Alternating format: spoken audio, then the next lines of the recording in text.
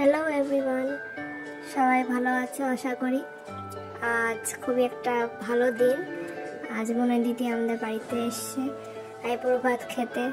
মা খাইয়েছে, মা আর বাবা মিলে পুরো আয়োজনটা করেছে আর আমি ফটো তুলতে ব্যস্ত।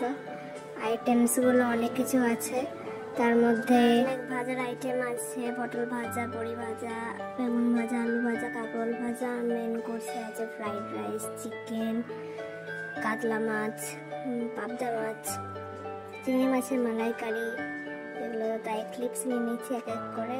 আর মিষ্টি আছে, মিষ্টির মধ্যে রসগোল্লা, সন্দেশ, মিষ্টি দই সব আছে। পর আশীর্বাদ পর্ব চলছে, মা করছে আশীর্বাদ এখন একে একে সুন্দর করে।